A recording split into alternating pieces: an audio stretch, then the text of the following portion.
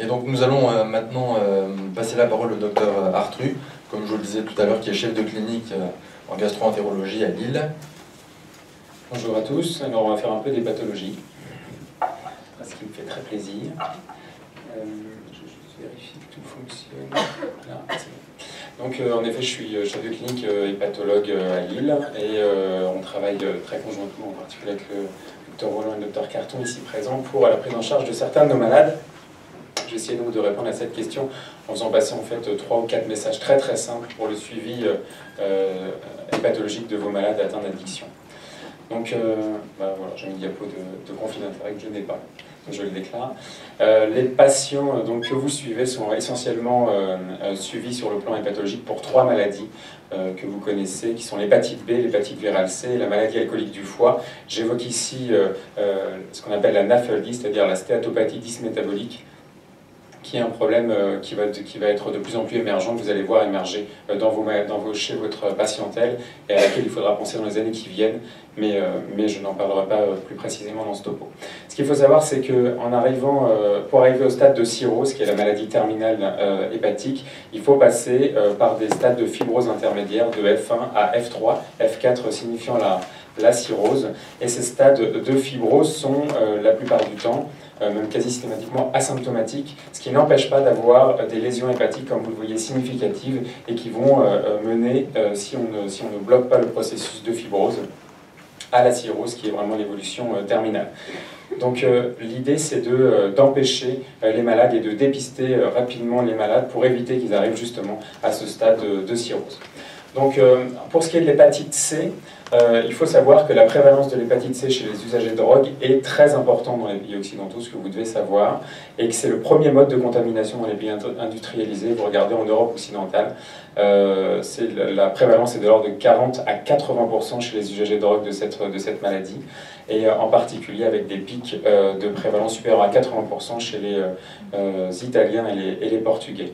En France, on retrouve exactement ces mêmes résultats, puisque vous voyez, selon l'enquête Coquelicot qui avait été faite une première fois en 2004, confirmée en 2011, on retrouvait la prévalence de l'hépatite C chez 56% des patients usagers de drogue par voie intraveineuse, 10% environ par voie nasale, avec 44% en médiane. En revanche, la prévalence de l'hépatite virale B chez les patients usagers de drogue est bien moindre, probablement liée à l'efficacité de la vaccination, en tout cas en partie. Ce qu'il faut savoir, c'est que les facteurs de risque de développer une hépatite C sont ceux de vos malades, c'est-à-dire l'usage de drogue par voie intraveineuse, l'usage nasal. Vous voyez, risque relatif de 90 et 15, on n'est pas du tout dans les mêmes risques relatifs que mentionnait le docteur Laprévost tout à l'heure. Et en revanche, un des facteurs de risque de développer, en tout cas de développer une hépatite virale C, est la consommation chronique d'alcool. C'est bien moins connu, vous voyez que le risque relatif est de 20 par rapport à la population générale, et que chez les patients qui ont été déjà hospitalisés pour un sevrage en alcool, la prévalence est de 10 à 20%. Donc il faut vraiment que vous reteniez ça pour dépister mieux ces malades. Pour ce qui est des lésions hépatiques chez le consommateur excessif d'alcool, jusqu'à présent, on n'avait pas de données très très claires, puisque on n'avait accès qu'à la ponction biopsie hépatique, qui est un moyen assez invasif, en tout cas reconnu comme tel par les malades, d'accéder à cette information qui est le pourcentage de fibrose. Et finalement, on avait des chiffres qui étaient probablement un peu erronés, un peu surestimés, puisqu'on avait tendance à proposer la biopsie chez des malades chez qui on suspectait vraiment qu'il y ait des lésions hépatiques. Donc on obtenait, vous voyez, des chiffres de 35% de cirrhose, qui n'est absolument pas le cas actuellement, mais qui quand même soulignait l'importance de ces lésions, et que en revanche, chez les patients non cirrhotiques, on avait plus de 80% des malades qui avaient quand même des lésions significatives hépatiques, et donc ça légitimait le fait de les surveiller d'un point de vue pathologique. Et comme vous le voyez, on le sait, hein, la survenue d'une cirrhose, que ce soit chez les hommes et chez les femmes, avec un désavantage au niveau de la consommation chez les femmes, eh bien, est d'autant plus important que la consommation quotidienne et par semaine est importante. Donc jusqu'à présent, je fais une grosse mise en forme pour que vous compreniez bien où on en était avant et où est-ce qu'on va et où est-ce qu'on en est actuellement. Donc jusqu'à présent, on proposait des dépistages qui étaient un petit peu invasifs, des sérologies virales qui demandaient une ponction veineuse, une ponction biopsie hépatique qui était difficile à accepter pour les malades, qui est une procédure qui peut se compliquer, qui est une procédure qui entraîne des douleurs très intenses dans 20% des cas, qui nécessite une hospitalisation de 8 à 12 heures à peu près, mais qui est difficile à accepter pour le malade, pour finalement des attitudes qui n'étaient pas fondamentalement modifiées.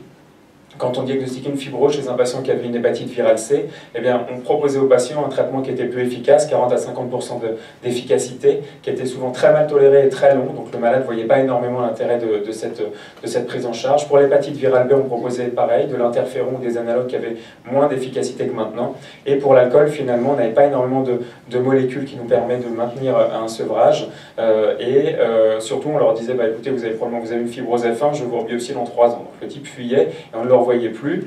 Et pour ce qui est du diagnostic de cirrhose, finalement, on disait, c'est bien, vous avez une cirrhose, vous avez une hépatite virale C, je ne peux pas vous traiter parce que le traitement est très mal toléré, l'efficacité est moindre, et du coup, on va s'orienter peut-être vers une transplantation hépatique. Et à l'époque, la standardisation des pratiques pour ce qui est de la cirrhose et l'accès à la transplantation hépatique était beaucoup plus difficile. Mais depuis, donc tout ça a entraîné une mauvaise adhésion à la prise en charge des malades, quel que soit le stade de la prise en charge. On avait souvent tendance à ne pas revoir les malades. Depuis, il y a eu 2 vraies révolutions dans le monde de l'hépatologie. On avait un rêve d'éradiquer le virus C, et comme vous le savez, depuis 3-4 ans, on a vraiment une vraie révolution thérapeutique qui permet d'accéder à des réponses virologiques soutenues de 90 à 100%, quel que soit le génotype des malades, quel que soit le stade de fibrose des malades. Et ça permet en plus de ça, et ça, ça impacte de manière très importante les malades, on peut voir régresser la fibrose dans cette maladie de l'hépatite virale C, ce qui est vraiment important. La deuxième révolution, c'est de pouvoir se passer cette fichue biopsie qui vraiment rendait difficile l'adhésion des malades au projet thérapeutique. Et là, on a l'avènement depuis une dizaine d'années des marqueurs non invasifs de fibrose, que ce soit des tests sériques, que sont actuellement le fibrotest et le fibromètre qui vraiment trustent un peu le marché, ou le fibroscan dont on va reparler, qui est l'élastométrie. Et par ailleurs, il y a des vraies avancées significatives, le dépistage facilité avec les TROD dont on va parler, le développement de structures telles que les carottes, les XAPA, le développement de nouvelles molécules, en tout cas la validation scientifique de nouvelles molécules de réduction de la consommation d'alcool et du maintien de l'abstinence, et enfin la standardisation des pratiques de prise en charge de la cirrhose et de la transplantation. Et finalement, voilà ce qu'on fait actuellement. Ce qu'on fait vraiment, c'est qu'on veut faire accéder les malades aux soins en leur proposant des soins qui sont beaucoup moins invasifs, beaucoup plus performants. Et donc finalement, actuellement, on va dépister, on va revoir étape par étape ensuite, on va dépister la maladie virale. Maintenant, on va essayer de le faire d'autant plus par des tests vraiment très peu invasifs, les TROD. On va essayer de dépister, j'ai oublié fibrose ici, mais c'était bien fibrose. On va essayer de dépister la fibrose de manière non invasive et très précocement pour des attitudes qui sont beaucoup plus sexy, puisque dans l'hépatite virale C, maintenant, vous donnez des traitements 6 à 8 semaines, 12 semaines, qui sont très efficaces, 90%, avec une efficacité sur la fibrose, on dit c'est fini.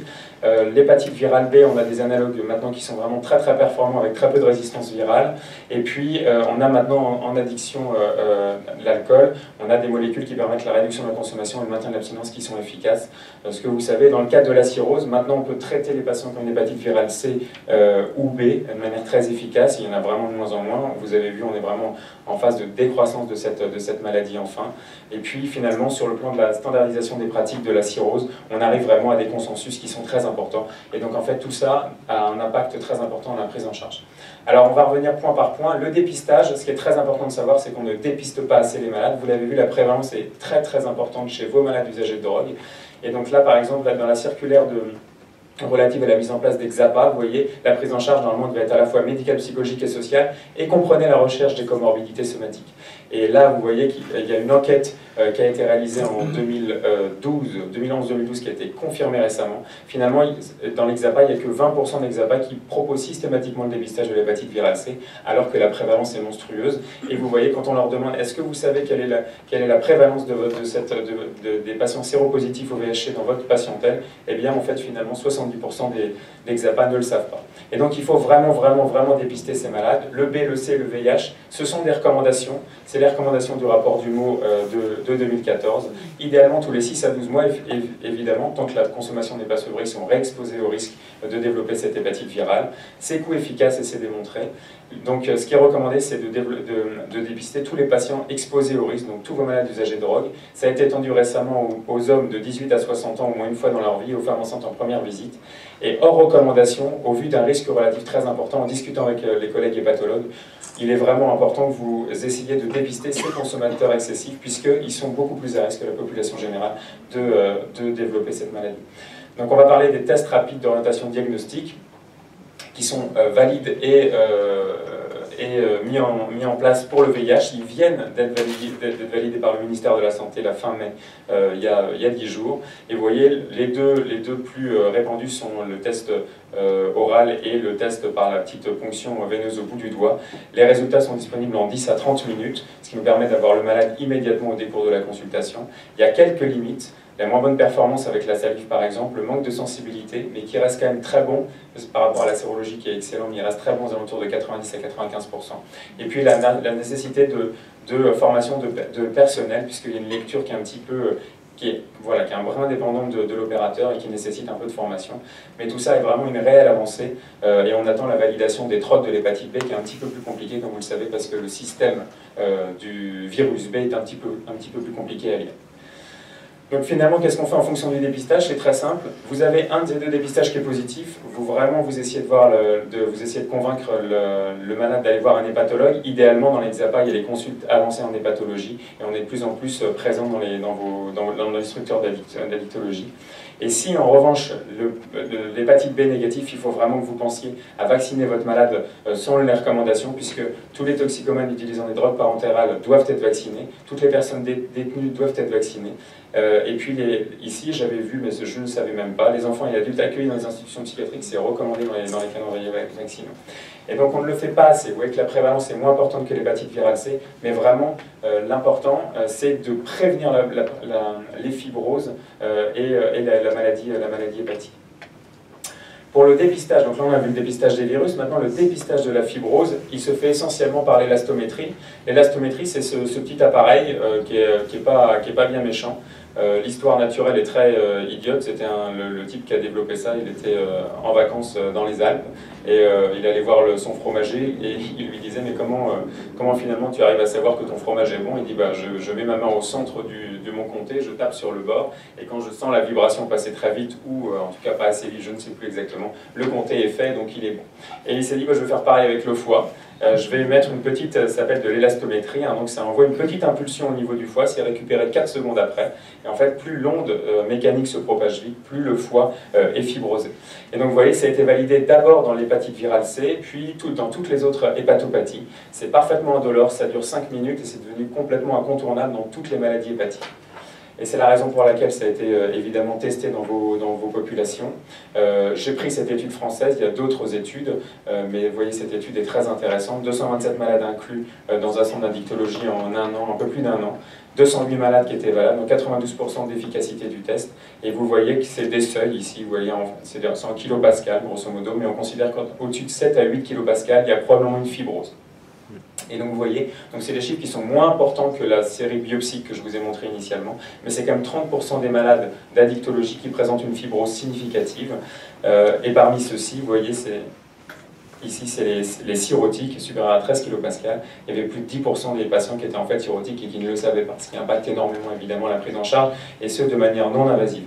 Ce que vous devez savoir sur cette élastométrie, c'est que il ne faut pas idéalement la réaliser quand le sevrage est très court, parce que la consommation d'alcool très récente modifie les seuils.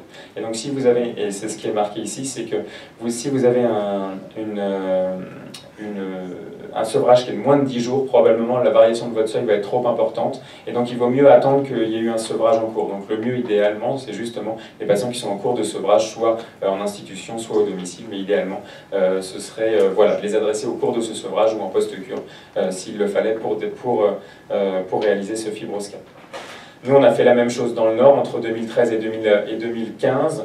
C'est un nom encore publié. 228 malades dans différents centres avec un fibroscan itinérant, en fait. Et on avait rendez-vous dans tel ou tel XAPA, et Carud d'ailleurs.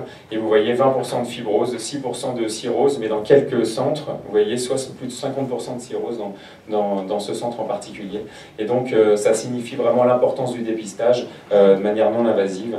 Et enfin, cette dernière étude, oui, qui est en fait la première qui avait été publiée sur le sujet, on retrouve exactement les mêmes résultats que ceux dans l'étude française. Vous voyez au total à peu près 30% de patients qui présentent une fibrose significative et 10% de patients cirrhotiques.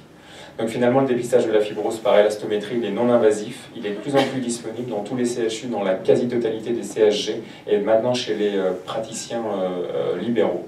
il est très utile. Coût efficace, ça n'a pas été vraiment testé dans cette pathologie-là, mais on peut être à peu près certain que ce le soit.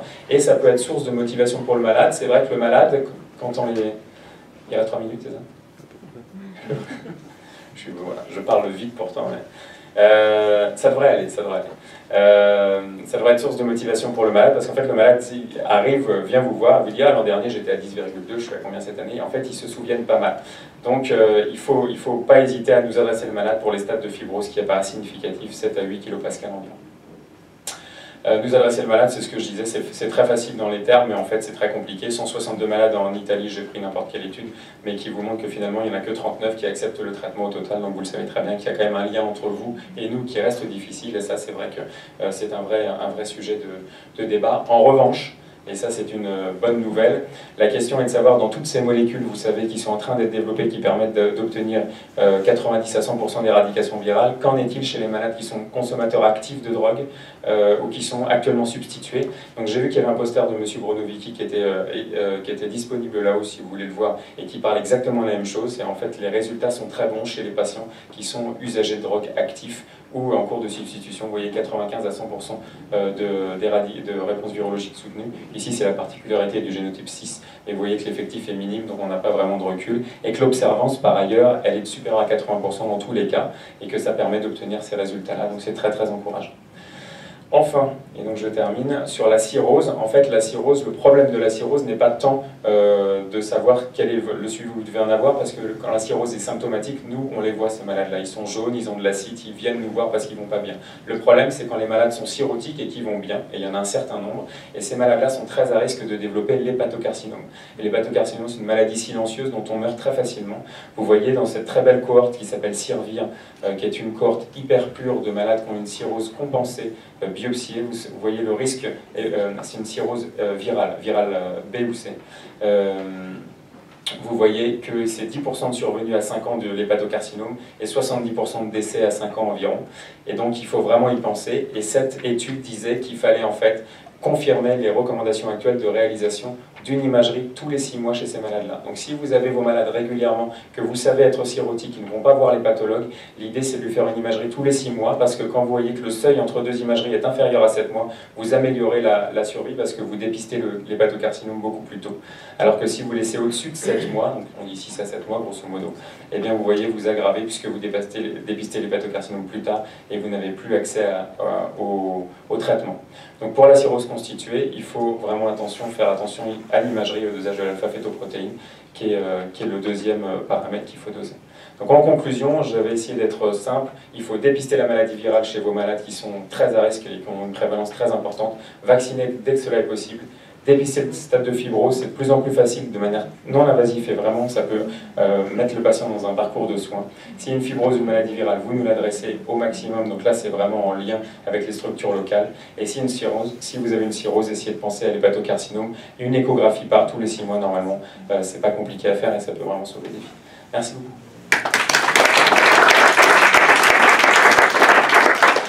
Merci infiniment Florent pour cette présentation très très importante pour nous parce que ça nous met vraiment face à nos responsabilités.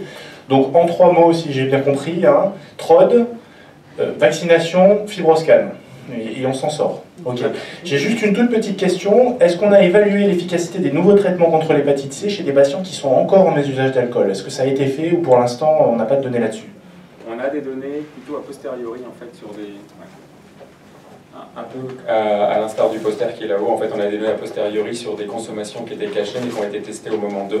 Les résultats sont exactement les mêmes. L'observance est bonne et après c'est toujours des malades d'études Princeps. Donc pour ce qui est de la vraie vie, on ne sait pas quelle est la proportion des malades qui avaient une consommation d'alcool qui était importante. En revanche, on pense que voilà, l'observance est un peu telle qu'elle est décrite dans les usagers de drogue.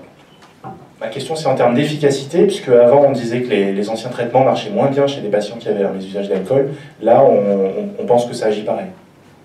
Il n'y a aucune population qui a été distinguée jusqu'à présent qui est inférieure quasiment à 90% dans tous les schémas thérapeutiques, en dehors de malades qui ont des génotypes particuliers, qui est le génotype 3, avec des antécédents d'échecs thérapeutiques. Mais jusqu'à présent ça n'a pas été retrouvé. Merci. Est-ce qu'il y a des questions dans la salle?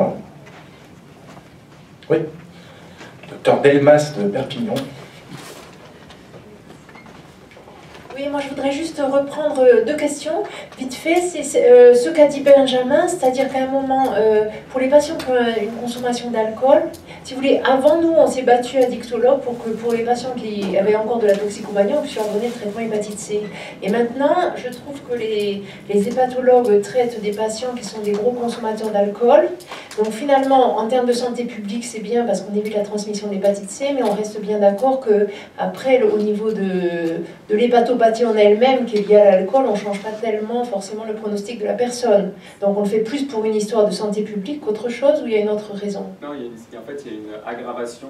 Oui, aggravation hépatite C, alcool. Mais c'est pas du tout, c'est pas additionnel, c'est vraiment exponentiel. C'est-à-dire que vraiment, on sait très bien qu'il y a si vous avez une hépatite virale C avec une consommation d'alcool, c'est pas seulement le risque plus le risque, vraiment ça se potentialise. Donc un effet très important, vous allez minimiser à même quantité d'alcool les lésions liées vous allez minimiser à même quantité d'alcool les lésions liées à celle-ci si vous éliminez le virus C. D'accord. Donc voilà, donc c'est pas seulement de la santé publique, c'est vraiment aussi important pour le développement des lésions chez le malade. D'accord. Et la deuxième question, j'ai pas tout compris de votre histoire du moment du fibroscan par rapport au sevrage. Oui. Donc juste, moi je le fais, je fais le 3e jour du sevrage, systématiquement fibroscan, que les gens soient hépatite C ou alcool, hein, c'est notre évaluation, lorsque les gens sont en sevrage institutionnel. Est-ce que c'est le bon moment ou pas? Parce que j'ai pas compris votre histoire. C'est mieux que pas. Donc mais sinon, l'idéal, ce serait quand? L'idéal, c'est supérieur à 10 jours vraiment, et vous avez une variation qui est très importante, hein, qui peut être de l'ordre de 3 à 4 kPa, c'est-à-dire que vous pouvez passer d'un stade de fibrose estimé à F2, F3, à pas de fibrose du tout. Donc il y a vraiment un intérêt à le faire plutôt de manière un peu décalée chez le consommateur excessif, vraiment supérieur à 10 jours, et c'était un des messages très intéressants de cette étude. D'accord, donc en pratique, on hospitalise le patient, enfin par exemple pour un sevrage institutionnel, et c'est à J10 qu'il faut mieux faire le fibroscan. Et plus vous êtes loin, mieux c'est. D'accord, merci. Alors, quelle serait la valeur si ça ne s'arrête pas de boire? Alors ça, on ne sait pas. C'est une autre question, mais ça, on ne sait pas du tout, d'autant que probablement il y a une variabilité interindividuelle au moment de la consommation qui est assez importante. Donc on ne sait pas. Pour l'instant, on ne les a pas identifiés. Donc de toute manière, c'est que ça nous...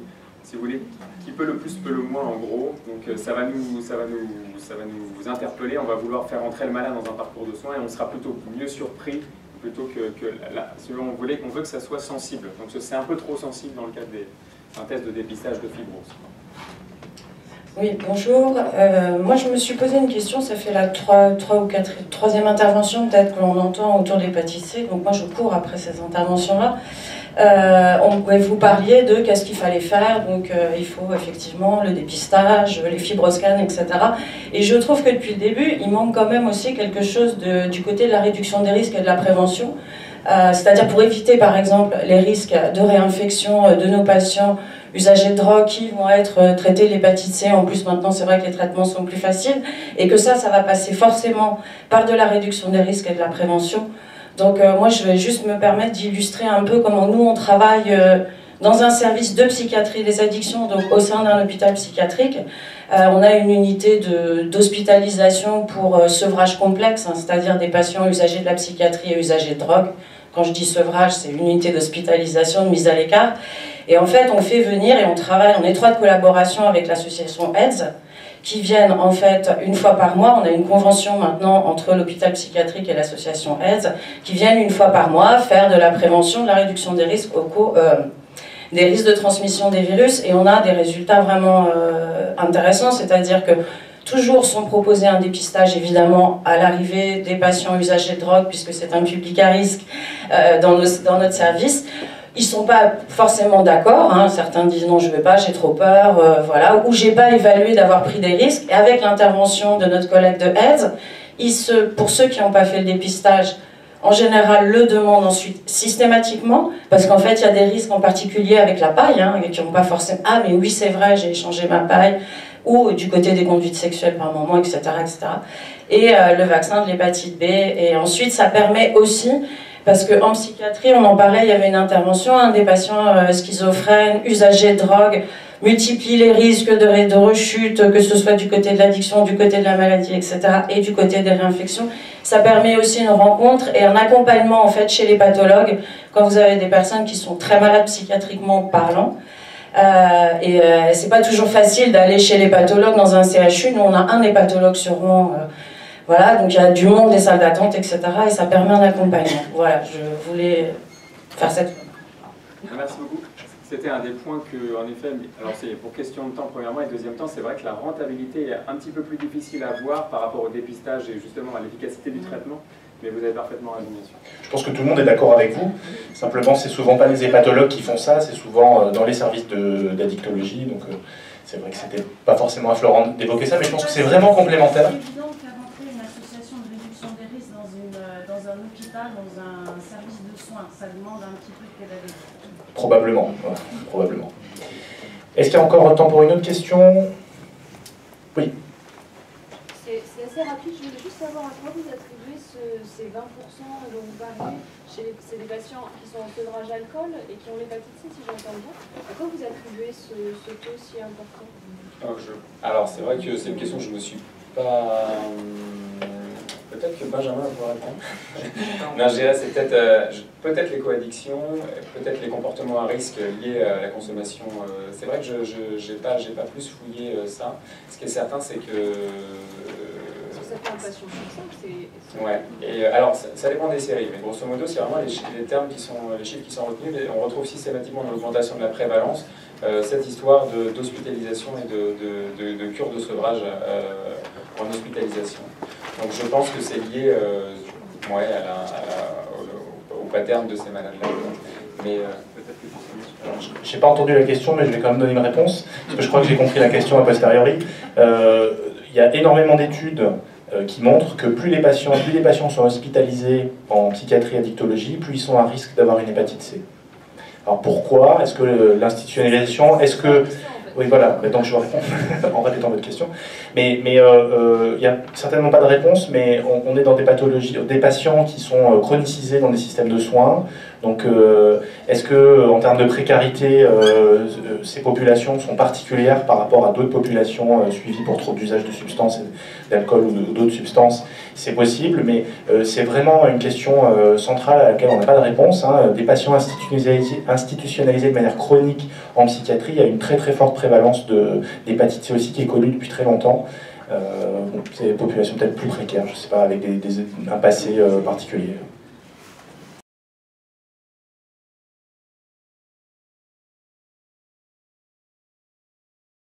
La première année de la présence de l'AESP à l'Albatros, ce ne sera certainement pas la dernière.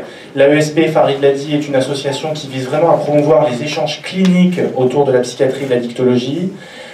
Donc pour les prochaines années, n'hésitez pas à nous écrire sur notre site ou à nous envoyer des emails si vous avez des idées de discussions cliniques à développer pour les prochains ateliers. On les considérera vraiment avec beaucoup d'attention. On veut que ce soit le plus interactif possible avec vous. Donc vos idées sont les bienvenues pour les futurs ateliers, les futurs congrès de l'Albatros. Merci. Et puis donc une dernière chose, les présentations ainsi que la vidéo des différentes présentations seront disponibles sur notre site aesp.fr prochainement. Voilà. Merci. Merci, à bientôt.